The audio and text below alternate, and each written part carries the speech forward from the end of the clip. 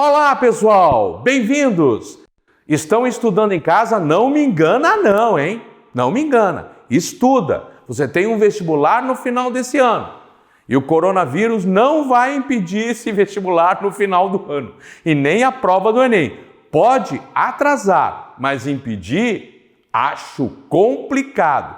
Por isso, continue estudando e se preparando para a sua prova do vestibular e Enem. E nós aqui vamos dando toda a assessoria necessária para você. Conte com a gente, beleza? Então vamos agora para o nosso próximo tema, o tema desta aula, que é justamente Idade Média.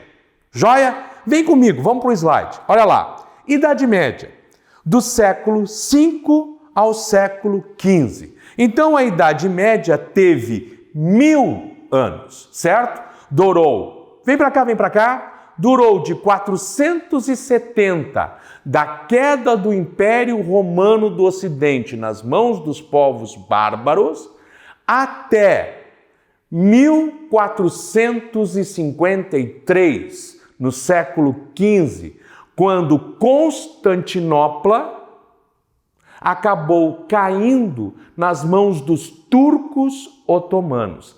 Veja, é fácil de você lembrar. Pelo amor de Deus, é fácil de você lembrar. Quando é que termina a antiguidade? Com a queda do Império Romano do Ocidente, em 470. Quando é que termina a Idade Média? Em 1453, com a queda do Império Romano do Oriente. Beleza? Fácil de lembrar. Só que você tem que lembrar de mais um detalhezinho. Que esse Império Romano do Oriente, nós vamos chamá-lo durante a Idade Média de Império Bizantino. Joia? Então tá, volta para o slide lá comigo. Bem, a Idade Média é caracterizada por 3 civilizações, digamos assim, tá? 3 civilizações vão rivalizar entre si e conviver. Estas 3 civilizações, olha no slide, é a civilização feudal da Europa Ocidental, a civilização bizantina, isto é, o Império Bizantino, e a civilização árabe muçulmana. Tá? Vem para cá. Esses 3 impérios, como eu disse, vão conviver entre eles e vão rivalizar, vão ser inimigos também entre eles.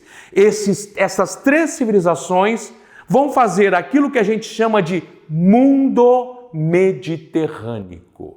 Vão conviver, vão ter trocas comerciais entre eles, trocas culturais e ao mesmo tempo vão ser rivais em determinados aspectos, inimigos em determinados momentos, certo? Então essas 3 civilizações vão caracterizar o período da Idade Média para nós, dentro daquilo que nos interessa para o nosso vestibular. Joia? Volta para os slides comigo, vamos lá. Bem, nós podemos dividir a Idade Média em 2 períodos. Olha lá no slide.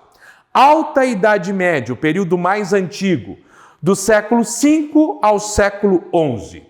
Baixa Idade Média, o período mais próximo de nós, do século XI ao século XV. Joia? Continua olhando o slide. A Alta Idade Média, nesse período nós tivemos a formação e o apogeu do feudalismo.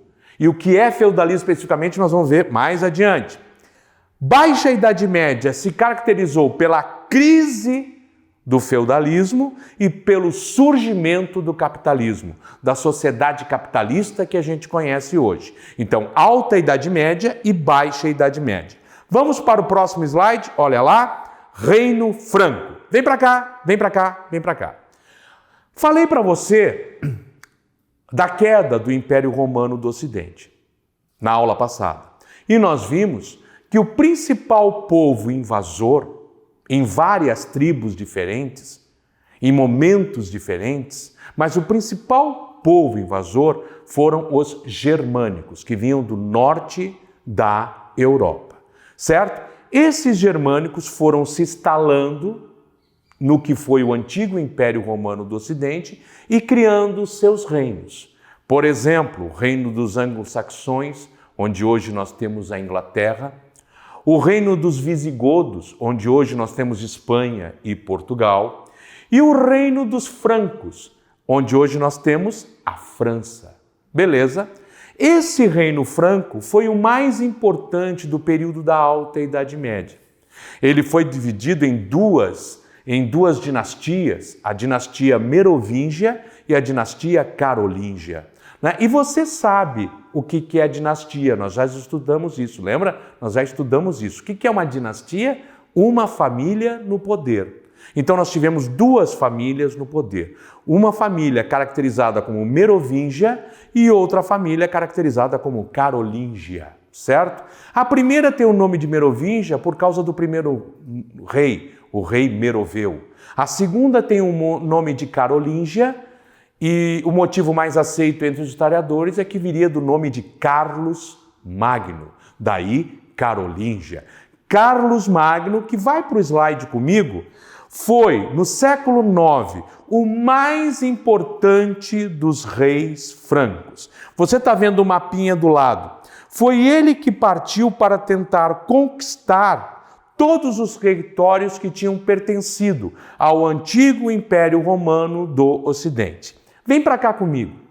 Carlos Magno conseguiu reconquistar todos os territórios que já haviam pertencido ao Império Romano do Ocidente? Não. Carlos Magno não conseguiu. Ele até tentou, conseguiu vários territórios, mas não conseguiu tanto não. Mas mesmo assim, o Papa da época acabou nomeando nosso amigo Carlos Magno novo imperador do Ocidente. Mesmo assim, o Papa Leão acabou dando esse título para ele. Mas deu esse título para ele, e é importante, isso já caiu em vestibular, anota. Deu esse título para ele porque ele quase conquistou todos os territórios do antigo Império Romano? Não. E é isso que já caiu em vestibular, presta atenção. Ele deu esse título para Carlos Magno porque Carlos Magno, cada território que ele ia conquistando, Carlos Magno ia cristianizando. Ia tornando cristão. E isso agradou bastante ao Papa, né? Porque no final das contas ele estava trazendo fiéis para a Igreja Católica. Estava trazendo cada vez mais fiéis para a Igreja Católica. E aí, literalmente, para dar uma puxadinha no saco de Carlos Magno, o Papa deu para ele o título de novo imperador do Ocidente. Joia? Vamos adiante então. Depois que Carlos Magno morreu, os filhos dele ainda tentaram manter o império dele unificado. Mas, mais tarde, os netos dele acabaram dividindo o império. E nós, historiadores, coloca aí, importante você anotar. E nós, imperadores, tratamos justamente esse momento como muito importante. Por quê?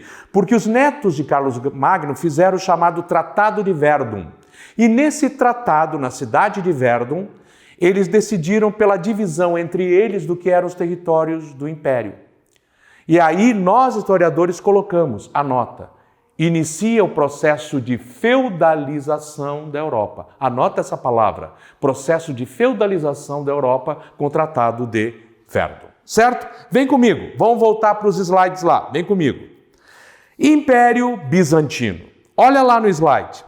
Você tem duas informações. Sua capital foi Constantinopla, possui uma localização extremamente privilegiada. Já falei sobre isso com você. Olha ali, o pontinho amarelo no mapa é onde fica Constantinopla, atual Istambul, na Turquia. E se você olhar, é o meio do caminho entre o Ocidente e o Oriente. Uma situação extremamente privilegiada em termos comerciais. Todas as caravanas comerciais entre o Ocidente e o Oriente passavam por ali. Constantinopla acabou se fazendo muito rica, principalmente por conta do comércio. Beleza? Bem, seu principal imperador foi Justiniano. Todos os imperadores eram chamados de basileus. Importante, anota aí, apesar de ter sido o Império Romano do Oriente, certo? Os bizantinos adotaram como língua o grego, a língua grega, e abandonaram o latim, certo? Principal imperador, Justiniano. E é ele que vai guardar do antigo Império Romano o direito romano, a criação da noção de direito que os romanos trarão. Essa noção de direito, de normas, procedimentos e atitudes que chegará até as nossas universidades hoje em dia.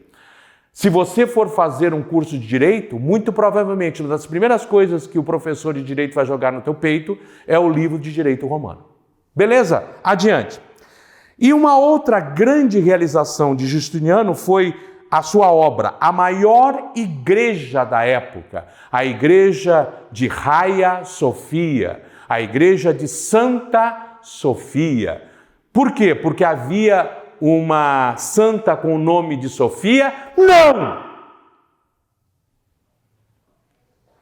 Não! Não havia uma santa com o nome de Sofia.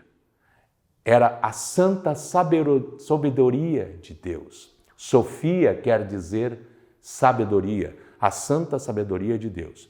E Santa Sofia foi a maior igreja do mundo durante a maior parte da Idade Média. Praticamente a Idade Média inteira. Só mais tarde, um papa invejoso construiu a Basílica de São Pedro no Vaticano. Antes disso, Santa Sofia era a igreja maior do mundo. E um outro dado importante para você, muito importante em termos culturais. Olha lá nos nossos slides. A arte bizantina. A arte bizantina se caracterizou pelos mosaicos. Anote a palavra mosaico. Olha lá no slide. A palavra mosaico. As igrejas, toda a constituição de ideia de arte para os bizantinos, vem para cá comigo, será justamente o mosaico. E esses mosaicos sempre representando o imperador bizantino, com sua família, e Maria, José, Jesus em volta, do mesmo tamanho, na mesma estatura. Por quê? Porque justamente o imperador, e assim tentava se construir em Bizâncio, o imperador estava entre os seus, entre os iguais a ele, porque ele era imperador representante do Deus na terra. Lembre-se da palavra mosaicos. Falou em arte, falou em Império Bizantino, é mosaico. Certo? E com isso encerramos esta aula. Voltaremos a nos encontrar, hein? Um abraço. Tchau, tchau. Zé Fini.